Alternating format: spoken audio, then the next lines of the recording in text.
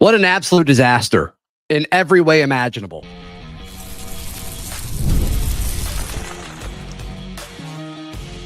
You are Locked On Auburn, your daily podcast on the Auburn Tigers. Part of the Locked On Podcast Network, your team every day. Yes, welcome on into Locked On Auburn, your daily Auburn Tigers podcast. I'm your host, Zac Blackerby, and thank you so much for making Locked On Auburn your first listen every single day, even after that disaster that we just saw. The disaster that we saw that the SEC, the greatest conference in college football, allows their games to be run that way. I am not a blame the officials type guy.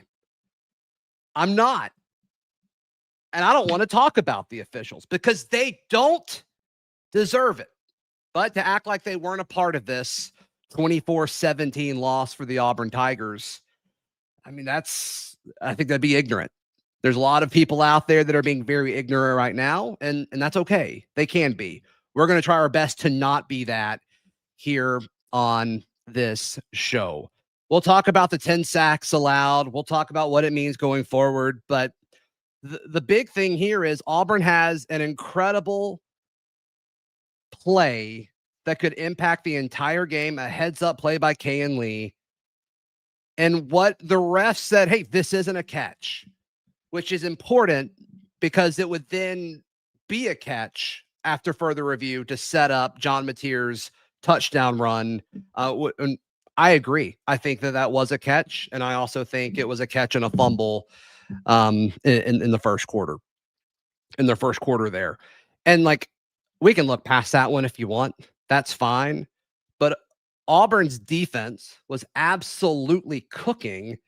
And then everything that everybody that was involved with the game, including the guy who's over like the officiating part of the broadcast, was like, yeah, Oklahoma scored on a touchdown that's against the rules. And then their sideline reporter goes on and says, hey, ref, what's going on? They're like, well, they had 11 guys. Kyle Rush, Auburn Message Board legend, Charlie 5 joining me. I hate to be the guy to point at officiating, but to act like it didn't play a factor, Kyle, in this, it would be ridiculous. Sure, man. I'm sure you've already talked about it, but I don't know. So if there is actually a rule against the deception thing, using substitution as deception, if there's actually a rule that's in the book, I don't know how that didn't qualify. I mean, the guy's walking off the field, his head's down, he's undoing his gloves, all that stuff, and then he just steps on the side. And then the guy in the slot, when they snapped the ball, he threw his hands up before Mateer even. It was rehearsed. It was rehearsed. It was part of their plan. Apparently, Bob Stoops said on the radio broadcast that they had worked on that play. Hey, it paid off. It paid off for him. But it seems like universally agreed upon that should not have been a thing. So I'm curious to see if we get any word from the SEC. I'm sure Hugh Freeze will reach out for comment. I'm sure he'll let us know on Monday. So we'll see. Yeah. We'll see what happens there. As far as what I saw from Jackson, I think it was a little bit of a mixed bag. Yeah. The 10 sacks aren't all on Jackson. They're not all on the offensive line. Some of it is on the receivers. There were shots where it seemed like no one was open. It was a mixed bag of a lot of things. So I'm not going to blame it all on one person, but there were times where it was like, yeah, like especially the last few.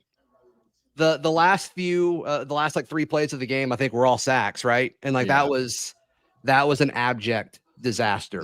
Once again, when the weight is the heaviest, no one wants to say I'll carry it on either side of the ball. I thought up until the last 4 minutes and 45 seconds offensively, I thought Hugh called a really good game. I mean, I thought that we schemed up several guys to be open. I thought that the plays, a lot of plays were there to be made. You saw Cam Coleman have 2 touchdowns where Jackson just couldn't get it done. And I know some people are going to poop on the trick play, but the trick play was there. Cam had him beat, and he got mugged It got mugged. I get the line of thinking where it's 3rd and 10 or whatever, or 3rd and 11. Let's make it get into 4th and manageable. But I think for the most part, Hugh called a pretty good offensive game until those last 4 minutes and 45 seconds. And it's like, we couldn't get a play in. We couldn't get a play called. And then it's like we didn't realize at that point in time that after an offensive penalty, they would rewind the clock. Like, in other words, they'd reset the play clock and wind it again. Yeah. We wasted at least 40 seconds there. So, there's a big chunk of this where, like, the coaching wasn't there. Special teams continues to be a problem. And, like, we'll spend a second in a little bit and on some shows this week talking about, like, look, I didn't expect Auburn to win this game. And the fact that they had hope in the 4th quarter, I'm like, oh, you deserve to win at this point. You deserve it. You put yourself in a situation where you deserve to win. And then I hate it for the guys because nobody wanted to say, yes, I'll grab it. I will do it, which is something we've talked about every single post game for all of this. But the special teams issue there's something every game. We find a new way, it seems like, every game to start a drive from our own 5-yard line. Or the bad snap by Hudson to Hudson. I guess the snap was by Hughes, and then Hudson, like, I think he rolled into the pressure. I think he still could have kicked it. Yeah, like, I was really surprised. And Tate didn't even try to block anybody on that play. Yeah, it was such a – I mean, special teams is a problem. And I hate it for Pleasant because, like, I think he's an electric returner, and he had a few that were fine. But, like, goodness gracious, it doesn't matter. If you return it out of the 35 and you get flagged, like, you're going to get a hold every time. It's crazy. Yeah. It's crazy how we haven't been able to take a step forward with special teams. The 50-yard field goal by Gibbs, I mean, at least make it look respectable. Yeah, it was nowhere near it. It wasn't like it. There was no, like, chance of life in that moment at all. And I'm like, I know Alex isn't full health, but you're telling me he couldn't get it closer than that? I don't know. It's just the whole thing on special teams is disheartening because that is coaching. And then having a plan when it comes down to it is coaching. And in those key areas, we were not ready, and they were. Yeah. Look, I'm gonna say a couple things, and I got to jump out. I've been on the I appreciate you hanging out for a few. One thing I think we have to understand is that Oklahoma is I'm not playing the moral victory card here because there's a lot of issues that I felt like you were good enough to win that game, and it's the same story. You didn't end up winning it. But I think there's something here on defense. And I really think, yes, there's still something there on offense. Jackson's we got to figure out what's keeping him from being able to pull the trigger. And I don't know the answer to that. I don't know that is something that can be answerable. But you went in there, you were behind the 8 ball on several very controversial calls, and some of them weren't even really that controversial. You probably should have been, probably played a game to where you could have been a 2-touchdown victory there, that you had some stuff nullified. So I don't want to I know I'm pretty positive, and I know I kind of get ripped for that, and that is what it is. But I don't think it's time to throw the whole season away and start talking about firing everybody. Yep, we all talked about we had to split one of these road games or somehow beat Georgia. If you can do that, you got a chance to – you got everything in front of you. Okay, so – let's don't burn everything down and call it quits right off the bat. They really played tough. You just got to have somebody step up and make a play at the end, and we still haven't quite found that person. But love you guys. Thanks for having me, dude. No, thanks for hopping in for a second, Kyle. Jump off. Absolutely. We just clicked it at the same time. All right, in just a second, we'll react to some of the chat as well as just other takeaways from the game, including like Cam Coleman. Did we use Cam Coleman correctly? We used him correctly some. Did we use him enough? That's next right here from Locked On Auburn. Today's show brought to you by our friends at Wayfair. Wayfair is the place where I get most of my furniture in my house, and my wife loves that they are a sponsor of the show because we give a lot of money to Wayfair. A lot of folks starting to sit outside more. You can codify your space with Wayfair's curated collection of easy, affordable fall updates, inside or outside. So head over to wayfair.com. That's Wayfair.com. Wayfair, every style, every home. All right. Thanks for hanging out with us here on Locked On Auburn. A lot of places you could be. Glad you're here. I want to stay on the coaching element of it one more second. The offsides penalties or the false start penalties, it continues to be an issue. And we're talking about these tackles that have played football. Xavier Kaplan just as like a potential in some outlets. And it's just like, why can't we stay on sides? Like, that's a problem. And it's happened before, and this coaching staff isn't fixing it. So, like, that's certainly an issue that, like, these things that keep popping up that were moments in Baylor and then moments in this game.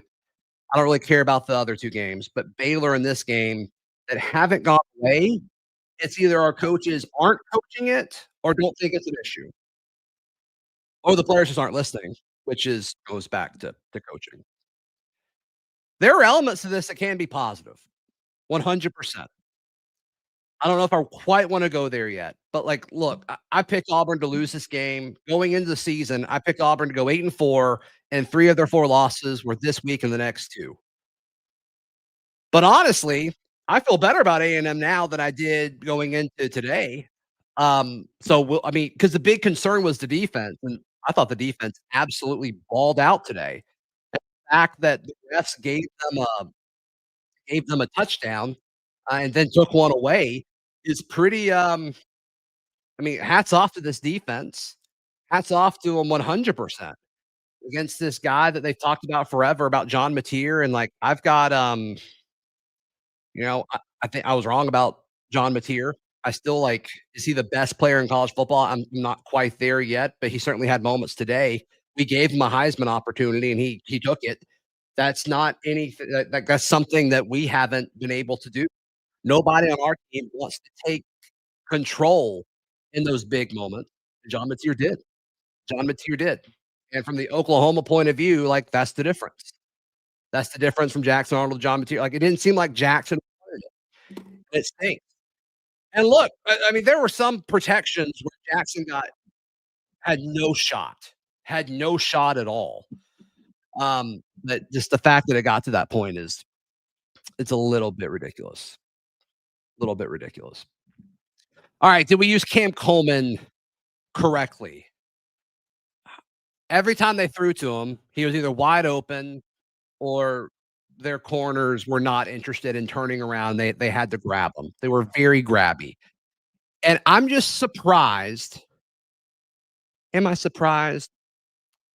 I think Hugh Freeze should have targeted Cam Coleman more.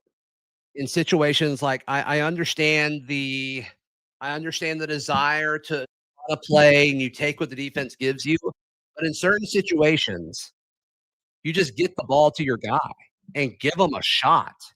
Like, goodness gracious, like, where was that? Where was that? It happened, and then it would disappear. It would happen, and it would disappear. Cam Coleman was targeted 7 times, and he had 3 catches. Those 3 catches were impactful. They were noticeable. They were exciting.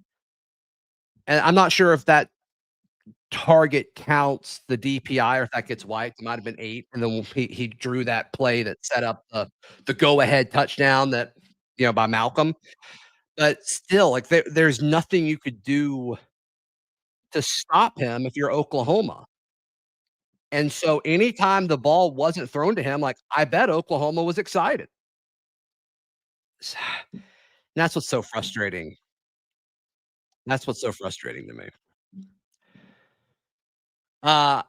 Jackson was okay.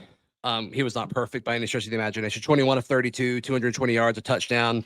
Didn't turn it over. That's what all the Oklahoma people said he was going to do all night. He did not do that. He took care of the football. To some extent, that was a detriment to Auburn. Obviously, not turning over, not having any turnovers is a good thing, but holding on to the football, especially in the first half, was a problem. You saw Auburn pivot a little bit in the second half, to have more quick passes and stuff behind the line of scrimmage, but I just don't, I don't get it. I don't get it. And it seemed like the rushing attack was there in the second half. Just went away from it. So, what does this mean moving forward? I'm not sure. I It's to do with how you can win all these games that we labeled as games you're supposed to win. I don't think it changes how I feel about A&M to some extent. Like, I'm not ready to pick that game yet, but does this game prove that you're in a spot where you can beat Missouri, the spot where you can beat Arkansas, Vandy? Maybe some, maybe some. I understand there's gonna be some people that are like, "Okay, we were close," but I'm just not there right now. I'm just not there right now. Okay. I'll try to grab some of these comments that are coming through. A lot of y'all saying robbed for sure. JP Tiger says defense is legit. I agree with that. My mother asks, why not use Horatio Fields more? Fields was targeted 4 times, 2 catches for 18 yards. Yeah, I mean, I'm a little surprised he wasn't. They made a distinct effort to make Malcolm the number 3 receiver today. That's for sure. That's for sure. Seems like that was the right move, but Horatio's been steady, 100%. Um, gosh, we're going so fast.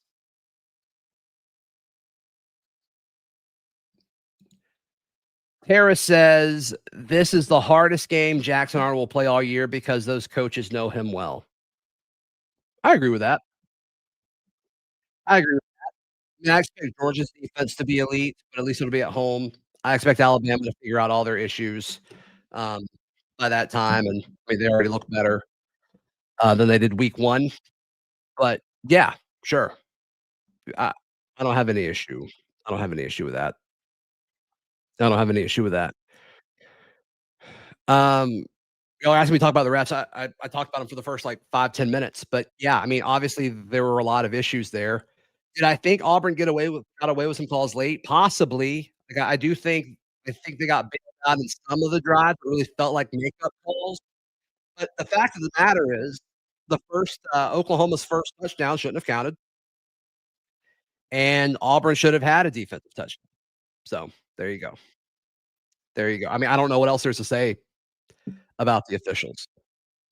I don't know what else there is to say. I'm more concerned about the sacks, and it's not all one problem.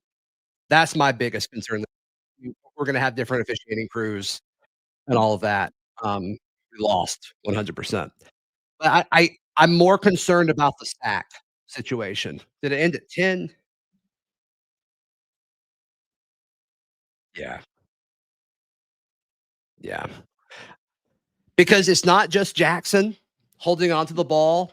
It wasn't just the offensive line in 2 regards.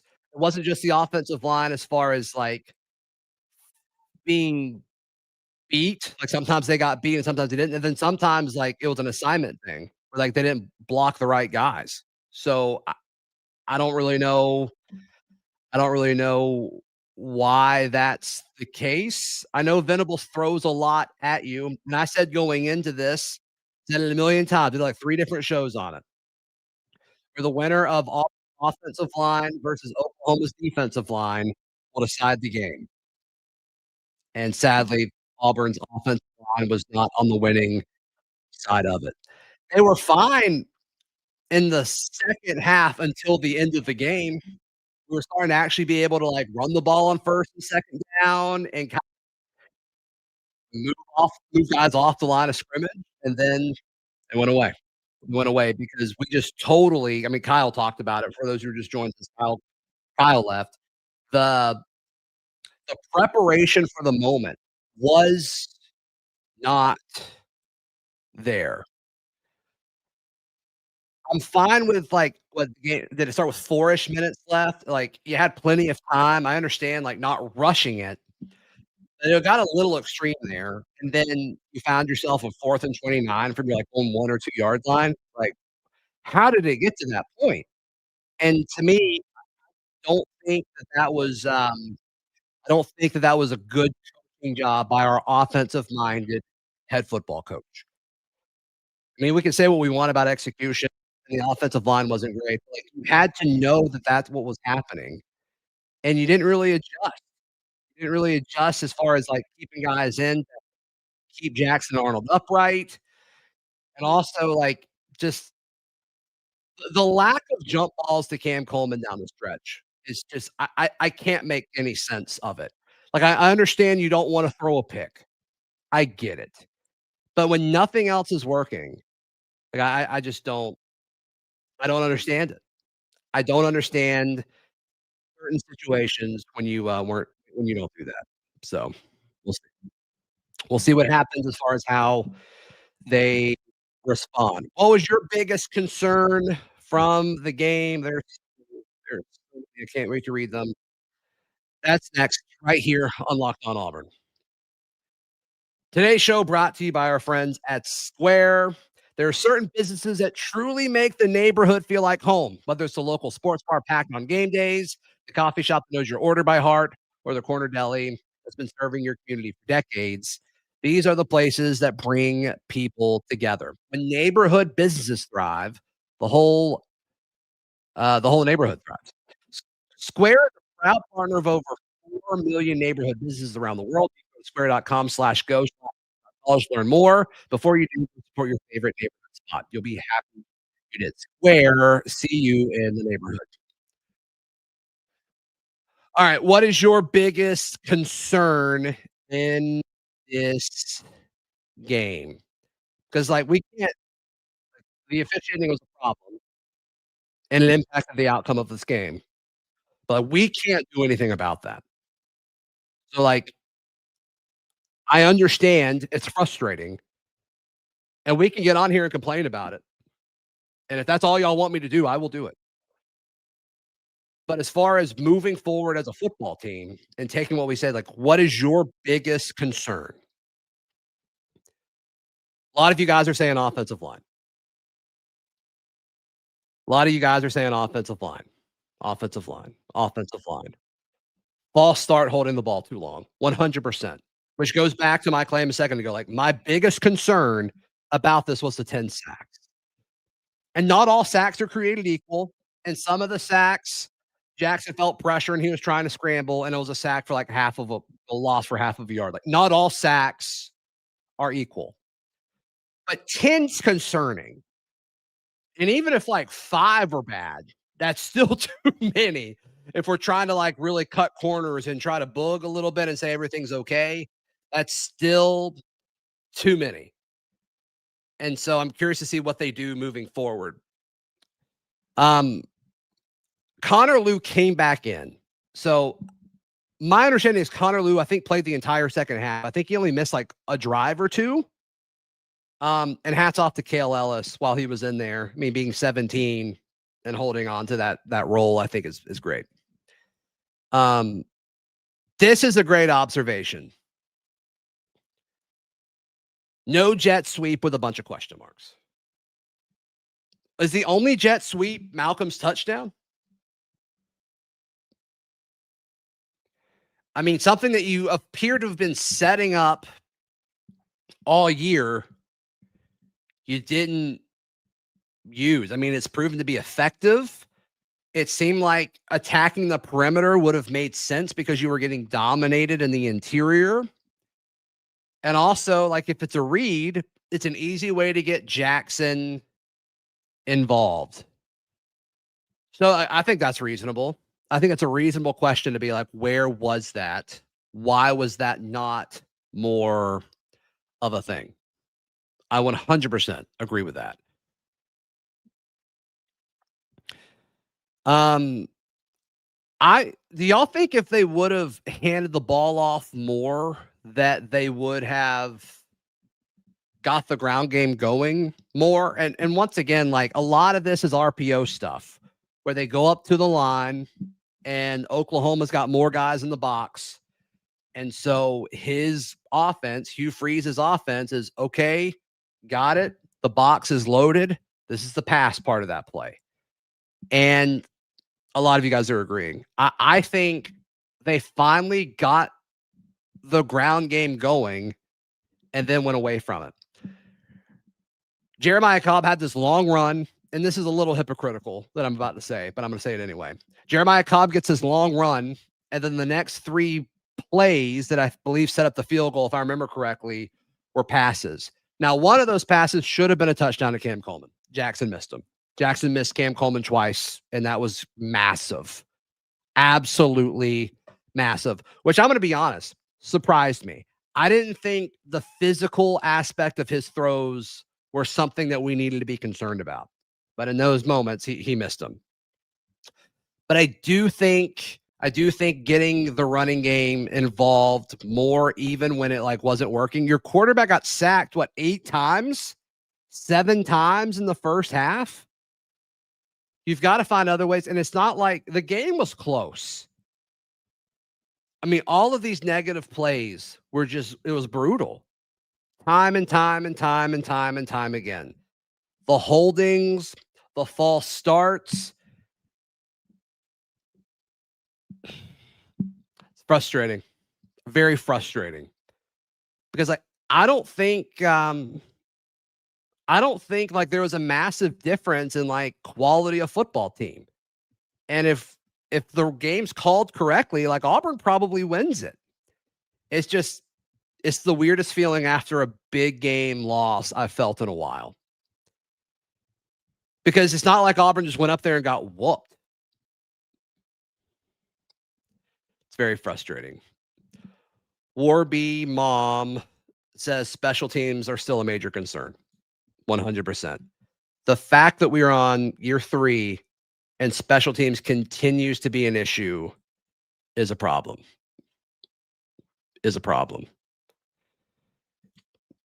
Caleb asks Zach,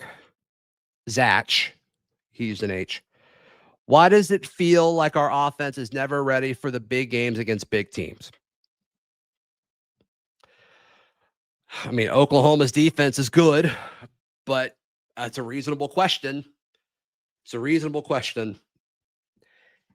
And like, if it was just execution, which is obviously huge, I thought the offense did enough till the end. I thought it was going to be a low-scoring game, and it was. And I'm not making excuses for the offense. They need to score more than 17 points. I'm not making excuses for it. It's how it looked in the most important drive of the season. Not the game. That was the most important drive of the season so far. And if you wanted to, well, 1, it meant a lot to your quarterback. 2, you've got guys on the outside that have consistently won, and you can't draw up a protection that gives you enough time to throw them the football. That's a problem.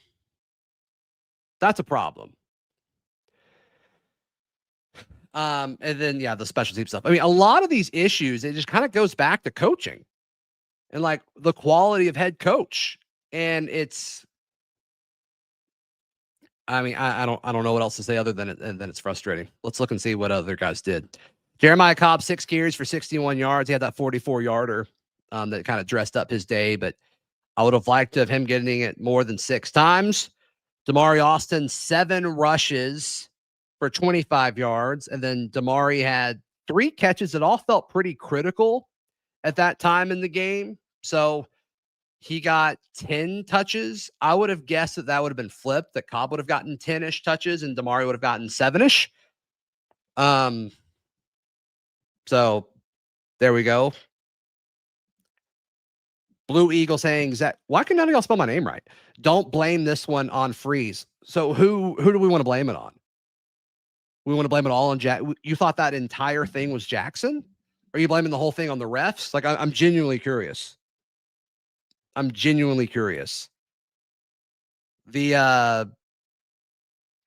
refs were bad, guys. 100%. 100%.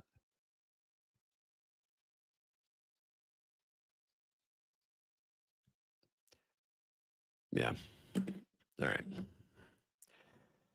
Eric Singleton, 9 catches for 60 yards. Malcolm, 4 catches for 30, including his touchdown run.